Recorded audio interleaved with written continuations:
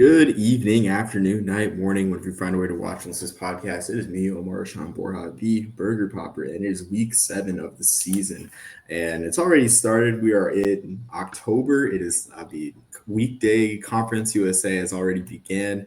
So we have already had just a good slate of Conference USA ball. American ball last night too, with it being Friday morning, time of this recording, and also Sunbelt too last night. So just 4 games last night, 2 more on Wednesday. So man, we are in full swing. We are now 48 consecutive days of football starting yesterday. Now it was 49 yesterday, 48 today, and it's just a great time of the year to be a college football fan or a football fan in general. I'm joined by my good friend Jackson Danner for our weekly hardware podcast. Jackson, how's everything going? It's going great, man. We're in the most wonderful time of the year where we have Tuesday night games, Wednesday night games. I tell everyone in the office, everyone I see on the street, hey, you watching Middle Tennessee, Louisiana Tech tonight? No, you should. We have weekday CUSA now, so it's fantastic. A lot of fun. And speaking of, we're recording this very early Friday morning. Those Thursday night games, man, unbelievable. If you were watching TNF on Prime, you were missing out because you saw a last-second Tulane win, a last-second Sam Houston State win, them getting their first of the year. Kennesaw State looking like a dominant team, getting a win over Louisiana Tech, who was considered a contender in the CUSA. So lots of great games last night, and it's only going to get better and better. Yeah, absolutely. I mean, man, last night was amazing too. I mean, an amazing revelation in terms of Kennesaw State. I don't think anyone really saw who they were going to become in terms of just being a great team. They're 4-2. They beat one of the league favorites in Conference USA last night. So just an amazing night of football. And I mean, the bowl picture shaping up. It's really exciting.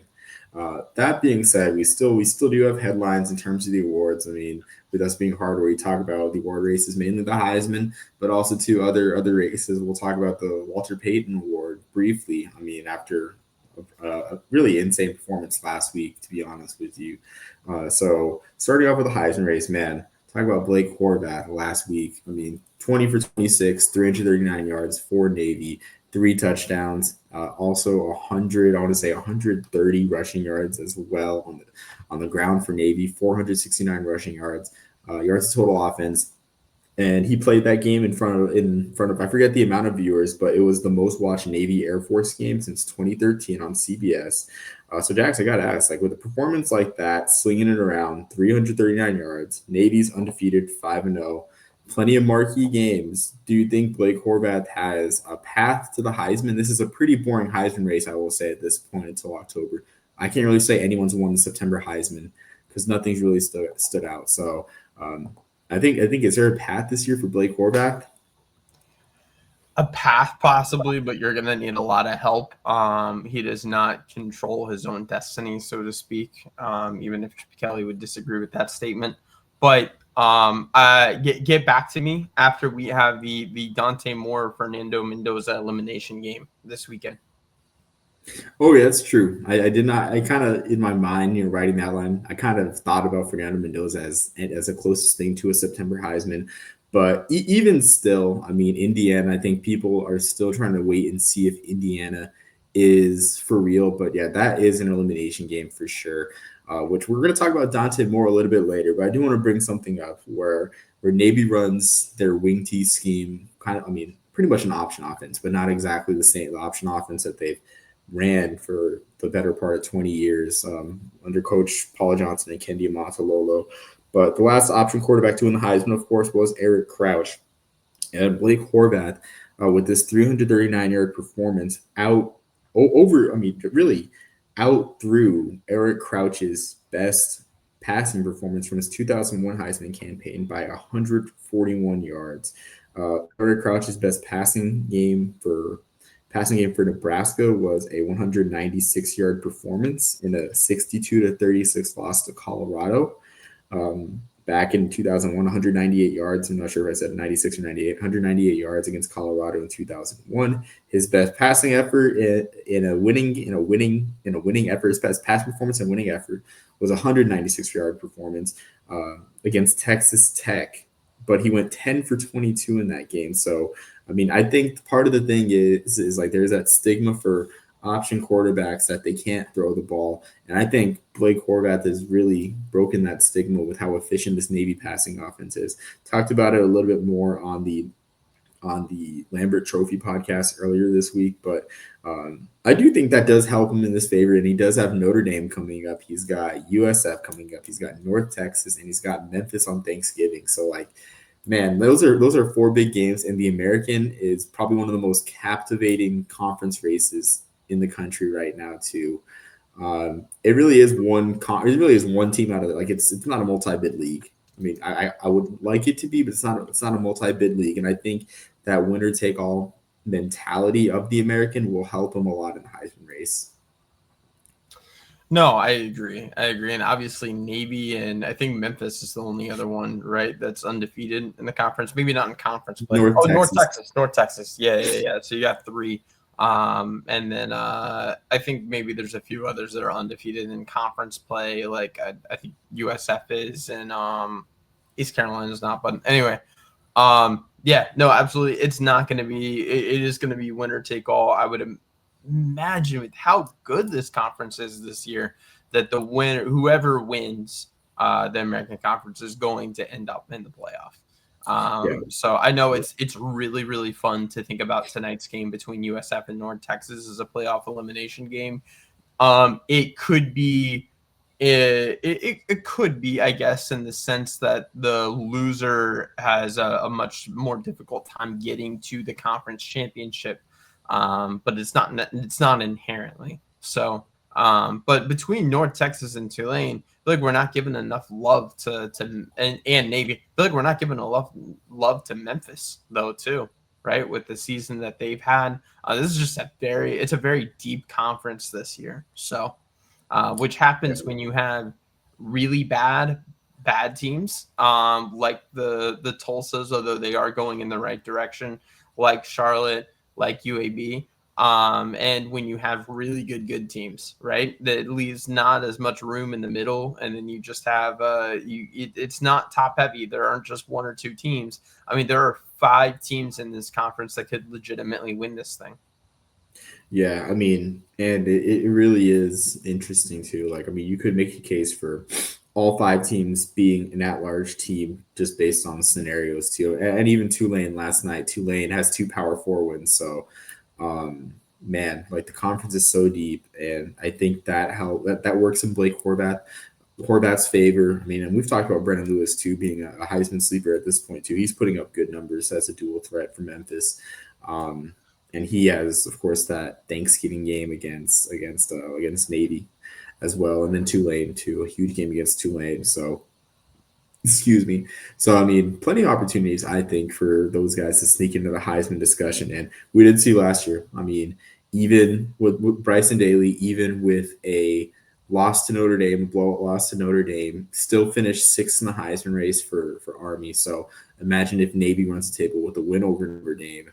I mean, there's precedent. There is precedent there for Service Academy / Group of quarterback to slip their way into the Heisman discussion. So staying at the quarterback position, Dante. Real quick, Let me give you a stretch that isn't talked about enough, which is our Navy's November schedule at North Texas, at Notre Dame, USF at home, at Memphis. Yeah. And then you have, Army Navy a couple weeks later. I know that won't count towards conference play, but that is an unbelievable stretch that Navy is going to have. So if he has a Heisman, you kind of have to have a stretch of games like Horvath does, a stretch of games to get attention late in the year, right before the voting. That may be it, man. Like that is it. Yeah. It's like the stars align, really. It's like there is no better stretch to prove that you are a Heisman candidate than that stretch of games. I mean, just successively. And last year too with Bryson Daly, he didn't really have a stretch of games like that to have to, kind of prove it ball with Army's schedule being kind of soft in conference. So that being said, I mean, it should be interesting to see where Horvath and Lewis kind of shape up too. I mean, and even Byron Brown, even though Byron Brown does not have the plausible deniability that Horvath and Lewis have of ending up undefeated. Um, so moving on to, or staying in the quarterback position, but moving on to the power four. So Dante Moore has been touted by many as being the early favorite for the Heisman Trophy right now. I mean, he's had a spectacular year so far: 14 touchdowns, 1 interception, and over 1,200 passing yards in 5 games for the Oregon Ducks. And like you mentioned, they play Indiana this upcoming week. So, but a question I do have, something that was totally out of his control. Something that his old school did, UCLA, beat Penn State. So a lot of people were putting Dante Moore on the pedestal for the Heisman because of his performance against Penn State. 3 touchdowns, no interceptions, 240 passing yards, 248 passing yards. So do you think that Penn State's loss to UCLA kind of, I wouldn't say ruins, but diminishes Dante Moore's Heisman case as of now? Since you changed the question from ruin to diminish, yes. I don't think it necessarily ruins it, especially at a brand like Oregon.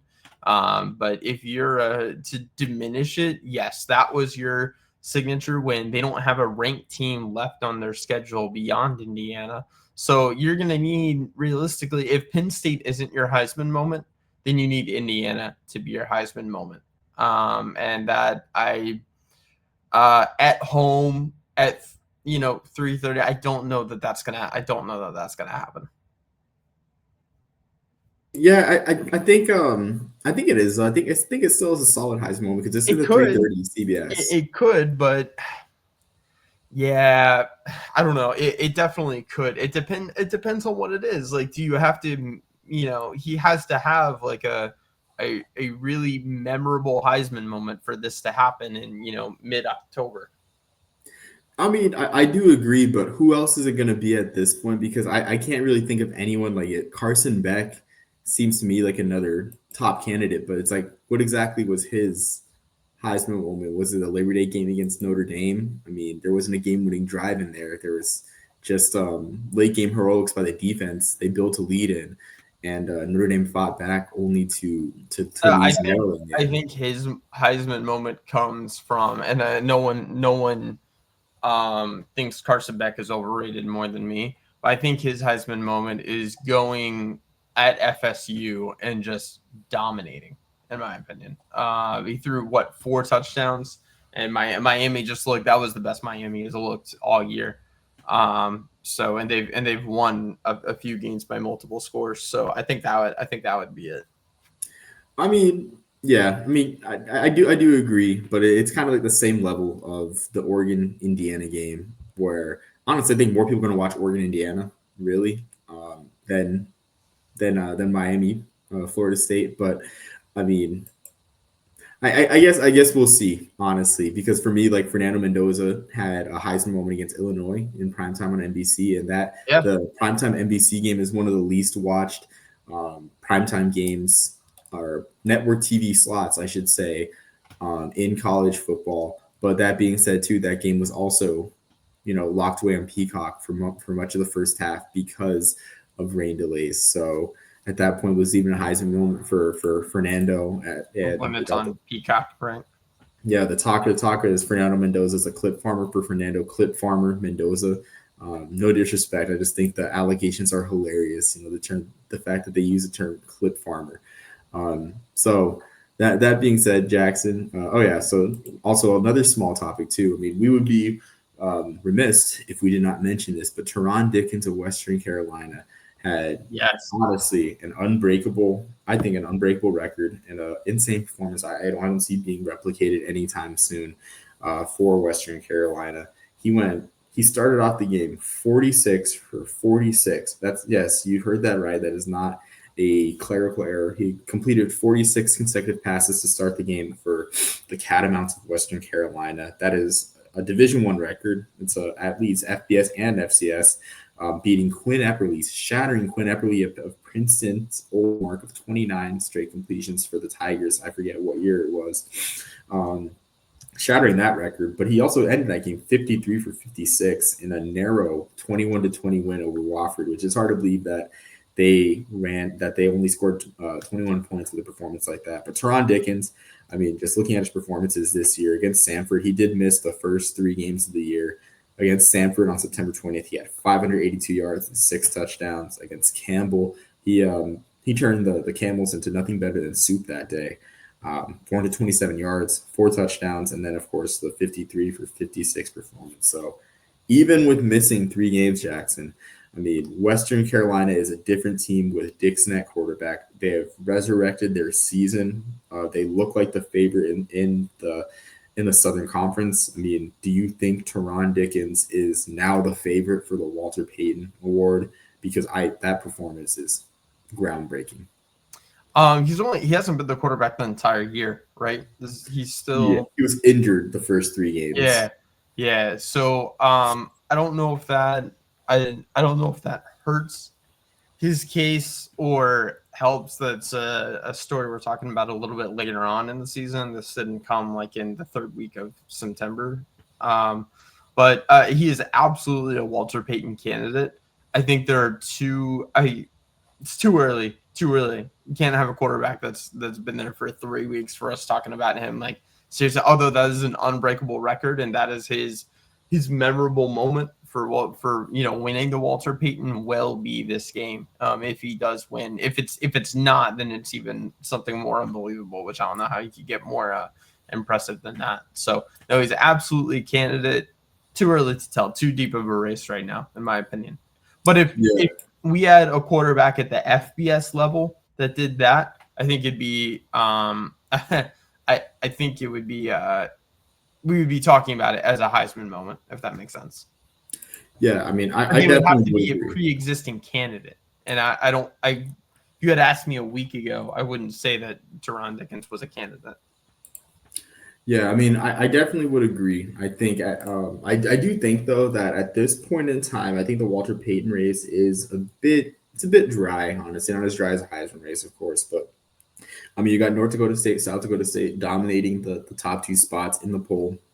Tarleton at number 3, really, but there really hasn't been anyone putting up groundbreaking stats per se at the FCS level, other than Derek Robertson. Derek Robertson's one that comes to mind for Monmouth. Threw for like 400, over 400 yards in their one FBS game against Charlotte. I think he's averaging at least over 300 for Monmouth. Monmouth is undefeated against FCS competition, but otherwise, there's no one really like having groundbreaking years. I mean, even on Tarleton too. Tarleton, it's a quarterback-driven award, as we always say. Tarleton with Victor Gabalis at quarterback. I'd have to check his stats again, but he's the first guy that comes to mind. And he really hasn't had an earth-shattering year, I'd say. I think that's a team that's more driven by the run game, and we all know that the Walter Payton Award isn't a running back award. It's Trey Page the third for Tarleton. Leads that team with 112 rushing yards per game. He's got 688 yards, and he's having a great year. But if anything, like Gabalis is overshadowed by those performances because Gabalis averages less than 200 yards per game for Tarleton. I'd say if there was a top team where a candidate would come from there, it would be Tarleton, just because of the story that they are in the FCS. But I mean, I'm sold on Taron Dickens as of right now. As tough as it is for me to say.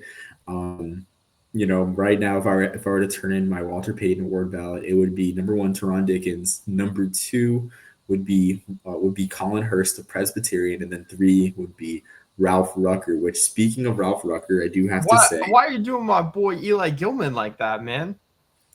I mean, this is just as of right now for me, like the combination of best stories and like best players, the players that mean most to their program right now. Because imagine Bucknell without Ralph Rucker. Bucknell without Ralph Rucker right now, why he's number 3 is because without Ralph Rucker, I don't think Bucknell beats Richmond. I don't think they start 4-2. Like, Ralph Rucker is the best quarterback that Bucknell's had since Sam Haverlack.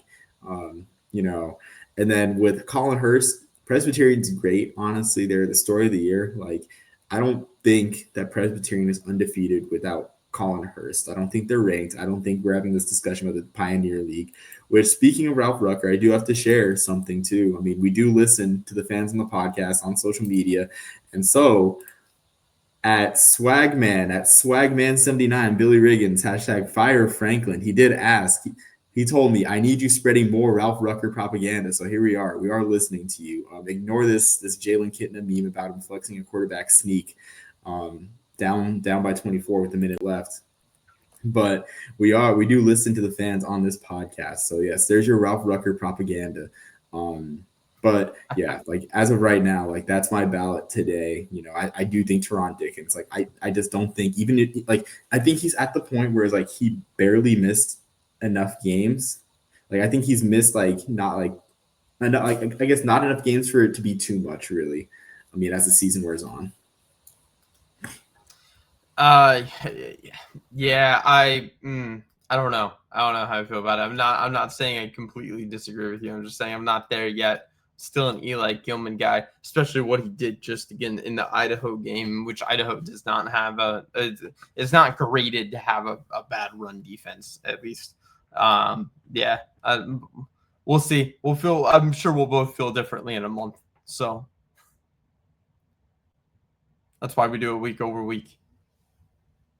It's just, yeah, these awards they're so fluid over time. I mean, these races are just so great. This is why it's so fun to cover them. So that being said, so Jackson, starting with our players of the week, who's your offensive player of the week? I'm going with Evan Pryor, a running back from Cincinnati. He had 10 attempts for 111 yards and 2 touchdowns in a huge ranked win over Iowa State. Evan Pryor's yet to have a game this year. They didn't have more yards than the last. He's a transfer from Ohio State. Pretty underwhelming in Columbus. Didn't really get too much playing time, but what he did get was not there was a reason he didn't get more, it seems like, at least statistically. And then he's really found his groove in Cincinnati. Evan Pryor is really an example of one of those guys that the transfer portal has been good for him. Even last year in Cincinnati, he averaged 7.5 yards per carry on 56 attempts, and he's only doing better this year. So Evan Pryor, I don't think they win that Iowa State game without him. Yeah, talk about the resurgent year that Cincinnati's had. I mean, I was surprised at first that they were favored going into last week against Iowa State. But I was too. That was one of those that I kind of raised my eyebrows at. And then Cincinnati proved us wrong. Yeah, like it's really something. I mean, this year, like the Big 12 continues to eat itself alive per se. It's kind of a tough look. But yeah, Evan Pryor had a great game too. I mean, Brennan Sorsby's playing good at quarterback for Cincinnati. I mean, they look primed to make their first bowl game in a couple of years. First bowl game as a Big 12 member too. I definitely written them off before the season began. So I mean, good on them, and they could still honestly contend for the Big 12 title. Obviously, their one loss is to non-conference. It's always tough when you have to play Patrick Mahomes at his home stadium. So. They lost that week 1, obviously, because they played Patrick Mahomes. But, Cincinnati's still alive for the Big 12 title.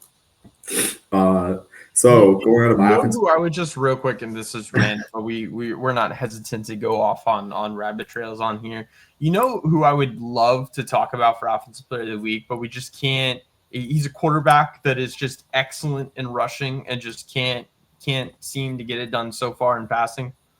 Who? Nate Bell, man, from Eastern Washington.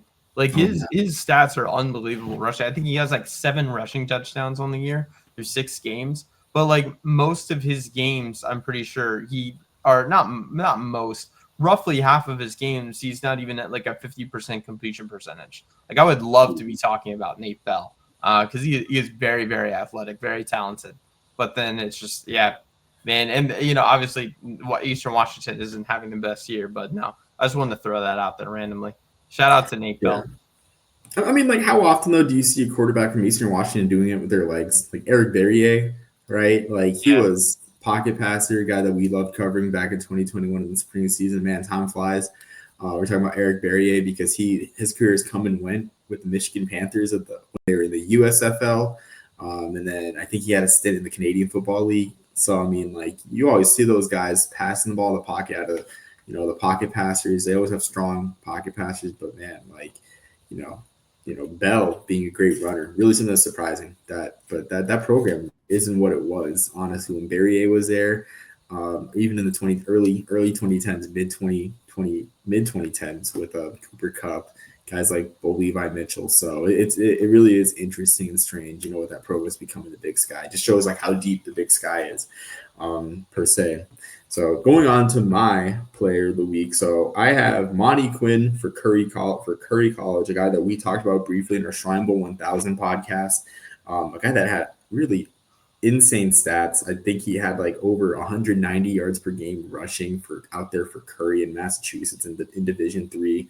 I mean, he had 16 carries for 214 yards for 2 touchdowns, and consider this a retroactive honor too, because this builds off a 39 carry, 253-yard performance against the Coast Guard Academy earlier this year. He's averaging 187 yards per game already. And I gotta ask, if this guy is not in the Shrine Bowl, like, what are we doing exactly? Like, if we're trying to find the best transcendent talents, which, by the way, shout out to Brian Govin, BGovin23, for posting the all 22. He's making my job easier, honestly, because last week I saw Arthur Poindexter for Albright, on his Twitter account with the all 22. This week I saw Monty Quinn for Curry, so he's making my job easy. He posts all 22s and brings these performances to my attention, and I just gotta help do our part to share the word. But yeah, Monty Quinn, he's a guy that fascinates me because he's 5'9", 180 pounds. I can see him being a great kickoff returner in the league with the new format, with the new XFL kickoff. I mean, you want a guy that can slip through tight windows. He's 5'9", 180. He has the skills to get through tight windows, to make something out of nothing, which is what you want out of a guy, returning kicks in this new format. But man, Monty Quinn, I mean, have a day, 214 yards, 2 touchdowns versus New England College, and just continuing his rampant tear. So Eric Galco, I mean, man, like I know that you saw our podcast earlier in the year during the offseason. Like, if you're watching this, please, send an invite to Monty Quinn if he continues doing what he's doing.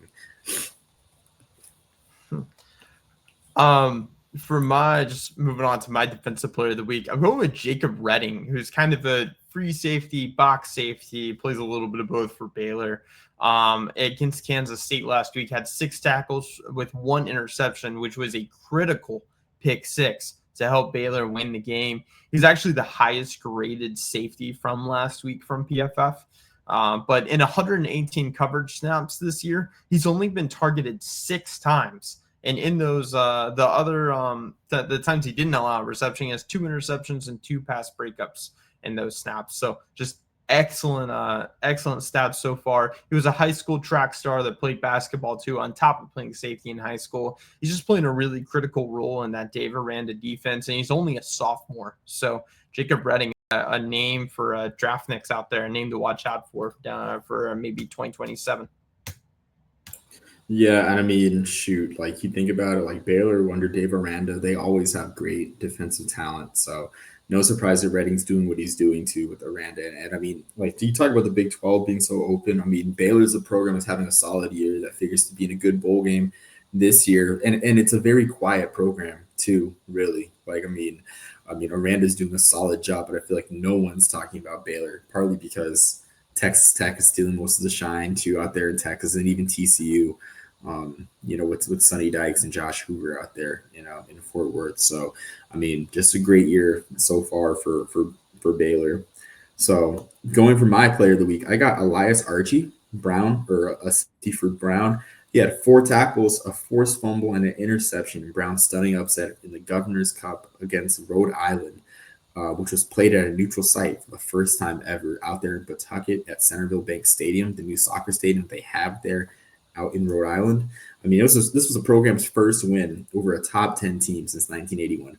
Elias Archie was a preseason Phil Steele second team all Ivy League selection. So he is a playmaker. I mean, you talk about the amount of playmaking safeties that they have in the conference. You had Ty Bartram, who was on the Shrine Bowl 1000, who we talked about early on in the offseason with Harvard. And if Brown runs a table at 9-1 with a win over Rhode Island, and say Rhode Island potentially wins the Coastal Athletic Association or wins a share of that league, and Brown goes 9-1 with a win over Rhode Island, and Harvard goes 10-0, which it looks like that they can run the table with just the wealth of talent that they have out there in Cambridge, we could see a two-bid Ivy League in their first year of FCS playoff participation, which would be an amazing storyline, especially with Brown being one of those bids, because Brown has been kind of the doormat of the Ivy League. I mean, even Columbia has slipped out of the basement and won an Ivy League title, all while Brown has an over, I think, 20-year drought. Um, so Elias Archie, a safety too, he should be on All-Star Games Raiders. He is a senior. So I mean, I don't think he's on the Shrine Bowl's radar, but the American Bowl out there in Florida, the new All-Star game that took all the Hula Bowl staff. I mean, give my man Elias Archie a ring. Just a great playmaking safety for Brown. Yeah, absolutely. No, he's had a great year so far. And then don't forget for the Ivy League, if some of these stats don't sound overwhelming, it's they just started play, they're like 3 weeks ago now in the Ivy League. So yep. It's just been 3 weeks. Yeah, so we're still fresh on the year, but. Moving on to our HBCU players of the week. I'm going with Shamar Savage. He's the slot receiver for Jackson State. 3 receptions for 91 yards and 2 touchdowns in a 57-24 win over Alabama A&M. We're going to talk a little bit more in a little bit about their game next week, but he's a transfer from Prairie View A&M. Just played great on the year so far, but they've got a big one in Alabama State this week. Yeah, exactly. Jacksonville State, Alabama State. Like, this is honestly, I think, the game of the year, which you're going to talk about even more. But I mean, Jackson State, just a strong producer of wide receiver talent. Since really the Deion Sanders years, they're continuing strong this year. I mean, the SWAC East is really exciting with Alabama State, like you said. But man, like, Jackson State continues. And how about Jacoby Morgan getting a shout out from Robert Griffin III on Twitter this year? Like, Jacoby and Morgan too. We talk about Walter Payton Award candidates. Like, Jacoby and Morgan is the real deal of Evander Holyfield in terms of his resume that he's had. Like, he is a known commodity. He is a great dual threat out there in Jackson, and he should be on some people's ballots. He might sneak onto mine if things go south for Alf Rucker, Colin Hurst, as it is. So going on to my HBCU player of the week, I guess it's repeat honors for me, because I mean, this guy is just becoming too good to ignore. And I have to ask myself constantly when I look at Virginia Union out there, I'm like, where are they getting these guys to play running back for them? Because Curtis Allen had another spectacular performance this year. He had 34 carries for 249 yards and 4 touchdowns against Winston-Salem State. This comes after a 17-carry, 278-yard performance with a pair of touchdowns against Shaw University. I mean, already as it is, he's played 5 games and he's had 987 yards. He was 13 yards shy of pulling off the Fournette, meaning having 1,000 yards after the first 5 games of the season. I mean, I am just shocked, because of course we talked about Jada Byers, the over 2,000-yard rusher, I think in 2023. And then in 2024, he had over 1,900 yards. I'm shocked at where Virginia Union's getting these guys, to be honest with you. Curtis Allen is a senior. I think too, Eric Galco, if you're watching this, please put this man in the senior in the East-West Shrine Bowl, as well, because you can't ignore stats like this. He has the build of being a great back. Like, Jada Byers was a smaller back. So those concerns were there. Were they justified? I don't think so. If the guy can run for 1,900 yards or 20 or 2,000 yards in a season in college, he's worthy of a pro shot. So, I mean, Curtis Allen is 6'2", 215. This man is a bell cow of a back. He can take the punishment. I mean, if this guy doesn't make the East-West Shrine Bowl, what are we doing? But man, like, Curtis Allen, he has me excited. Like, and I think he, I really think the voters need to take him seriously, because let's see, a running back hasn't won the Harlan Hill Trophy since 2013, the Harlan Hill Trophy being the Heisman for Division II. Like, they have the chance, the voters of the Harlan Hill Trophy, which I'm not a voter, I don't follow Division II too intently. I mean, they have a chance to redeem themselves for not giving the trophy to Jada Byers in 2024 or 2023 by giving it to Curtis Allen of Virginia Union, because what he's doing out there is mind-blowing. So, Curtis Allen, have a day. And to think that, having 249 rushing yards, that's not even the most that you've had all year in a game. It's just bananas. So, yeah, absolutely no. Curtis Allen playing absolutely fantastic so far, and he's been there. Just looking him up, he's been there for like a few years now too, and it's not like he was doing too shabby last year either. Had on 64 attempts, 343 rushing yards and 4 touchdowns. So it's not like he's coming out of nowhere. So good for him, man. We'll move on to our games of the week. I alluded to it a little bit earlier, but I'm going with Alabama State versus Jackson State. Alabama State, their quarterback too needs some love, man. Andrew Body, he does not get talked about enough. So far, he has 1,038 yards, 14 touchdowns, and 0 interceptions. 14 touchdowns is tied for third most in all of the FCS. He's doing it with no picks, too. Wide receiver Jalen Jones has really been his right-hand guy that does a little bit of everything. So it's funny where like 10 of his catches on the year are behind the line of scrimmage. And then he also has 3 touchdowns on deep balls. So he's kind of all over the place, which is cool to see for Bama State, that you have a guy like that can kind of be used everywhere. So, but yeah, this is going to be, if you love offense, tune in to ESPNU. It is on linear TV at 3:30, I believe, Eastern time. Bama State, Jackson State, man, it's going to be a fun one. Yeah, and this very well could be the SWAC East Championship. It very well could. Yeah. Like I gotta say, it's always fun, and I kind of miss this about having divisions and conferences, with the exception, obviously, of like the Sun Belt and SWAC. But when the 2 best teams are in the conference are in one division, right, makes it a little more fun for the regular season. Yeah, exactly. Like I will say Alabama State is long overdue for a Celebration Bowl appearance. But we will definitely see with that one. That is Judgment Day in the SWAC East for sure. So going on to my first game of the week, I got Butler versus Presbyterian. Going to continue covering Presbyterian, as they're still undefeated. One of the best stories. I mean, they play another conference game against Butler. They play Butler, who's 4-2, but they do have 2 subdivision 1 wins. The Butler Bulldogs do. I mean, that quarterback for Butler is one of the most unique players in the country, I think. They got Reagan Andrew at quarterback, who is 5'7", 205 pounds. How many guys are starting quarterbacks at 5'7" at the Division I, not just the Division I level, but at all levels of college football? But Reagan Andrew finds a way to get it done. He had 566 rushing yards last year and 8 touchdowns at the quarterback position. This year, he has 234 rushing yards already as a quarterback, so he is a great dual threat. He will face a defensive Presbyterian that is really fierce and tenacious. They are allowing 13 points per game on defense. The Blue Hose are, and of course, can't not talk about Colin Hurst, who is a Walter Payton front runner, in my opinion, with 1,323 passing yards in 5 games and 15 touchdowns with 4 interceptions. So we'll see if Presbyterian can continue their undefeated season against Butler.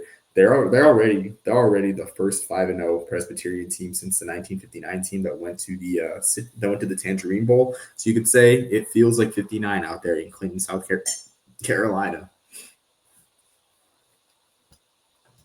Absolutely, no. That's gonna be a fun one. I didn't know that about Reagan Andrew. He wasn't on my radar before that. That's really cool. That's fun. It's a name to keep an eye on. That's why we do this. For my second game of the week, going with Southern Illinois at North Dakota State. Neither team has been challenged this year, except for the Southern Illinois paycheck game at Purdue. I don't really count that. They have 1 combined win against a team with a winning record all year, which I know North Dakota State is. North Dakota State, they're the 25-time national champion or whatever it is nowadays. But man, they have not been tested. Same thing for Southern Illinois. I really think that the key to this game is going to be North Dakota State's ability or inability to get pressure on DJ Williams, Southern Illinois' quarterback.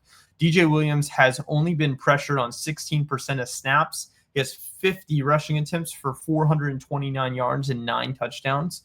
14 of those runs are for 10 or more yards. So only issue, he does have 3 fumbles on those attempts, which is a little bit disappointing. He's gonna, if you want to beat North Dakota State, you can't turn the ball over. But DJ Williams against that North Dakota State defense is going to be a lot of fun to watch. Southern Illinois has come a long way since having a coach step out of the booth and play quarterback. So. Yeah, I mean, you could say that for sure. And I've seen the same things echoed about Southern Illinois from the FCS perspective, from FCS or fans and voters as asking, like, what has Southern Illinois done to deserve a high ranking? And we'll find out. We'll find out this weekend against North Dakota State for sure. I mean, like you said, too, I think North Dakota State as well. Like, I mean, it's kind of been a disappointing non-conference slate, but they've been dominant. I mean, they've done what they've had to do so far. So I mean, they beat everyone like they should have beaten everyone by now. So yeah, if they're true North Dakota State, same thing for Southern Illinois. I think they put up like 17 against Purdue, which I know doesn't sound much. I know Purdue's not a great football team yet, but it's something at least. It was, it wasn't a 62-3 game. I think it was 34-17, something like that. So yeah. So, I mean, it should be interesting too. And I can't remember the last time Southern Illinois beat North Dakota State. So, a lot at stake there, a lot on the line there in that series. So, going on to my second game of the week, got Cornell Harvard, 7 p.m. Eastern time on ESPNU, Ivy League Friday night. So, this one is not the most attractive game on the Ivy League Friday night slate, I will say, of course. I mean, it's still early in the year, but Harvard, of course, is 3-0. They were number 16 in my FCS poll ballot, my FCS ballot this week. I mean, they've looked dominant and they are undefeated, so I got to give props to them. I mean, right now, Jaden Craig is one of the best quarterbacks in the FCS. He is someone that is on the Senior Bowl's radar. He made the Senior Bowl's top 300. Know how much you love the Senior Bowl, Jackson. I mean, he very well could make the Senior Bowl. He has the makings of a pro quarterback. He's accurate. He makes smart decisions. Last year, I think his touchdown interception ratio was 23-3. This year, he has 9 touchdowns and no interceptions. He's completing almost 75% of his passes. And Harvard looks like they can win 9 or 10 games. And Craig looks poised to be a Walter Payton Award finalist, if not just a candidate who receives some votes. On the other hand, Cornell has not beat Harvard since 2018 at the quarterback position. Devin Page, it's a fascinating developmental project, I think, for the Big Red. I mean, he's having a tough time replacing the great Jamison Wong, who was Cornell's first Hula Bowl player since Ed Marinaro, I think back in 1972. Marinaro, of course, being the runner-up for the Heisman Trophy in 1972 and ending his career as the NCAA's all-time leading rusher. But Devin Page is an interesting dual threat. The Cornell system's fun, as we saw Jamison Wong excel in it over the past 4 years. I mean, Page has 3 touchdowns to 7 interceptions, but he likes to run. He's got 108 rushing yards on the year. I mean, so it should be a fun one. Honestly, Cornell always plays Harvard tough for the most part, but I don't think they'll play him tough this year. Maybe Cornell's coach will get a hold of this and show this to his team. But we'll see this Friday night, or we'll see tonight for Ivy League Friday night. Ivy League Friday night, an American tradition unlike any other. We do have I feel like the Friday night slate, independent of Ivy League Friday night, is like, it fluctuates in quality like week over week more than any other year I can remember. Like some weeks I'm like, oh man, the Friday night slate is like insane. Like this week it's, we have USF in North Texas and, Rutgers, Washington, which is not a nothing game. And then a couple weeks ago we had like, I don't remember. I just remember being, I'm looking back. Yeah, it was Tulsa, Oklahoma State, and Iowa, Rutgers, and that was it. No other games. So I don't know. I just feel like it didn't fluctuate this year, or it's fluctuated a lot more this year versus others. But this is just me ranting at 5 a.m. So my last game of the week to watch, I am doing Arizona State at Utah. 10:15 p.m. kickoff Eastern time. I think this is maybe going to be the best post 10 p.m. kickoff all year that we get. Utah is unranked, but this is funny. So their only loss is to undefeated number 11 Texas Tech, Reckham Tech. And their average margin of victory in all those other games that they've won is 38 points. They are dominating against everyone except the number 11 team in the country, and they're unranked, which is just insane to me. Now, if you're looking for a good long book to read, just look up Arizona State's injury report. They are down a lot of guys going into this game, including safety Xavier Alford, Zyrus Fiasu. I might be botching that. Apologies to Zyrus if so. And those are two pretty key pieces on the defense. So we'll see if Arizona State's depth pieces can really pick up the pace against Utah. Yeah, I'm really baffled as to why Utah isn't ranked. Again, honestly, I think I did rank them at the back end of my top 25. I mean, but Texas Tech, that's not a bad loss per se, really. And I mean, I think it was how they lost that was bad, and there was a lot of attention. If you remember, I forget what I think it might have been week 5 that they played, but it was a noon game. It was big noon kickoff, and it was like a pretty weak noon slate, if I remember correctly. Yeah. And so I'm sure a lot of eyes were on that game specifically, and it just did not go well for no, it was week 4 is what it was, and they lost 34-10. I guess it wasn't, you know what, I take that back about it being a week noon slate, because we did have the Arkansas Memphis game. I'm sure a lot of people were watching that on ABC too, but yeah. Regardless, unranked, and their average margin of victory when they win, which they have against everyone except the top 12 team, is 38 points. Yeah, exactly. I mean, they've looked dominant otherwise. I mean, and if I recall correctly, like that Texas Tech Utah game only got out of hand around like the 4th quarter. Like it was tight for most of the game until Texas Tech kind of pulled away. But still. What happened was Texas Tech was, comfortable. It wasn't out of hand, but the Tech was comfortable. And then Baron Morton got hurt.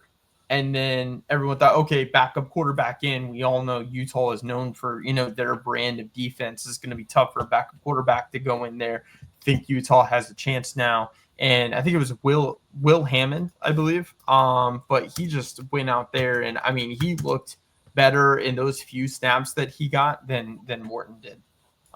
So he just played unbelievable in those in the last part of the game. So and then in the last like 5 minutes or so, it really got out of hand. Like it went from like, you just need to not have a disaster and you're gonna win this, to being like impossible.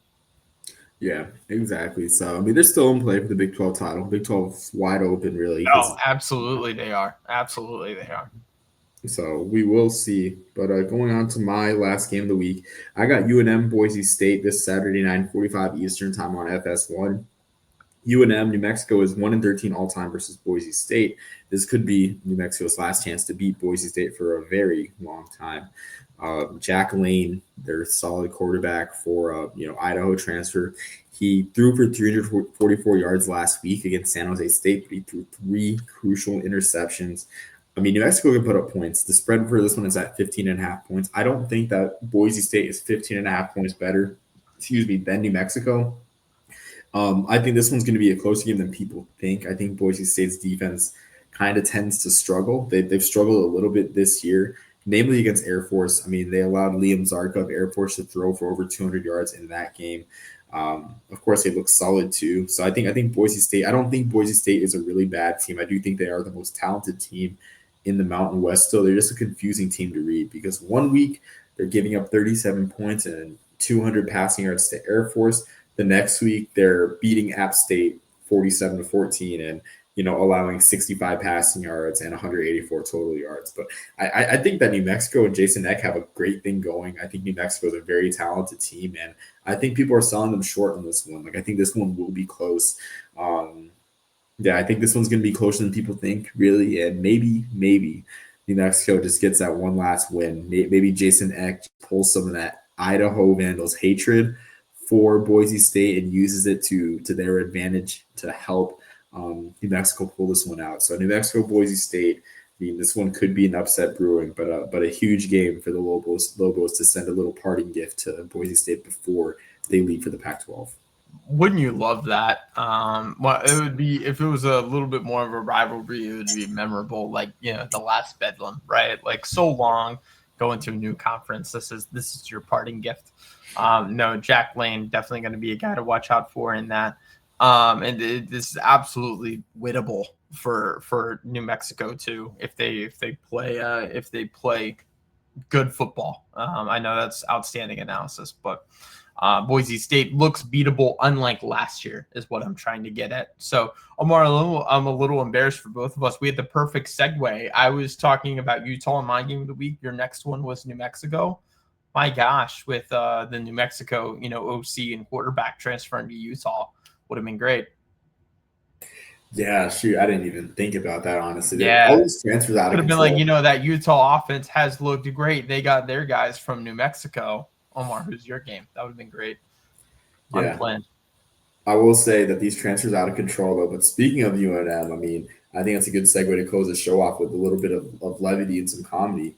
I will say, though, I mean, how about the talk of the NFL world? I don't watch much NFL, but I do know about Bill Nye, the running back, or Bill Merritt, the football guy, Bill Nye, the football guy, whatever you want to call him. I mean, Bill Krosky Merritt, the story that everyone's talking about. I mean, my mom, my brother, and I, we saw him on Black Friday play for UNM, run for over 200 yards. He was an honorable mention All America or third team All America by one selector for UNM. I mean, man, like so talk about UNM and past guys. We got to talk about Bill Nye, the football guy, not an NFL podcast, but Bill Crosby Merritt. Shout out there for being the talk in the NFL world. Yeah, man. I forgot he went to New Mexico there for a minute. So New Mexico, not short on NFL alumni. Brian Yeah, Urlacher absolutely. being most notable. But Yeah. But that concludes most of our discussion. I mean, Jackson, do you have anything else to add before we head off? that is it for me. I'm excited for the games tonight. Excited for another great Saturday of football. It's going to be a lot of fun. Yeah, it will be a lot of fun. So looking forward to watch some games this weekend. And so with that being said, I mean, I will say too, I think I've said it on the Lambert Trophy podcast earlier this week, but gonna take a little bit of leave of hiatus in the coming weeks as my wife and I are pregnant, or my wife is pregnant. We have a daughter on the way. Actually, like next week, she should be born. So this will be the last to see me for a couple weeks, 2, 3, 4 weeks with Jackson. He's had no trouble finding guest hosts in the past. So I mean, looking forward to it. Be watching from afar until ready to come back. But until next time, everyone, thanks for watching. Hoping everyone just enjoys the college football, has a blessed week. Lord bless you and keep you, make his face shine upon you, be gracious to you, and peace, love, and soul in the burger popper.